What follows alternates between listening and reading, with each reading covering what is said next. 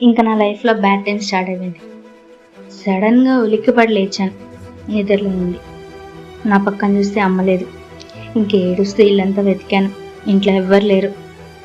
ఇంకా బస్ స్టాండ్కి పరిగెట్టి అక్కడికి వెళ్ళే టైంకి అమ్మ బస్సులో ఉంది.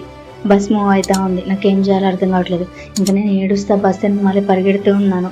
నాకు ఏడుపు ఆగట్లేదు, ఆ బస్సు ఆగట్లేదు. ఇంకా అమ్మ నన్ను బస్సులో నుండి చూసి పరిగెట్టకు, ఇంటికి వెళ్ళిపో, ఏడవకు, ఫోన్ చేస్తా అని చెప్తుంది. ఇంకా నాకేమో అసలు ఏడుపు ఆగట్లేదు. నేను అక్కడ స్టాండర్డ్గా నుంచోలేకపోతున్నాను. ఇంకా పరిగెడుతూనే ఉన్నాను. పరిగెడుతూ బోర్లో పడిపోగానే నా వెనకే వచ్చిన తాతయ్య నన్ను చూసేసి లేపి ఇంట్లోకి తీసుకొని వచ్చారు. ఏడవకమ్మా ప్లీజ్, అమ్మ కాల్ చేసిద్ది, వాళ్ళు జాగ్రత్తగా ఉంటారు, నీ దగ్గర వస్తారు, ఇట్లా కన్విన్స్ చేస్తున్నారు వాళ్ళు. నేను కన్విన్స్ అవ్వడానికి ప్రిపేర్డ్గా లేను, ఎందుకంటే నేను కూడా ఫిక్స్ అయిపోయా వెళ్ళాలి, వాళ్ళతో నేను దూరంగా ఉండొద్దని.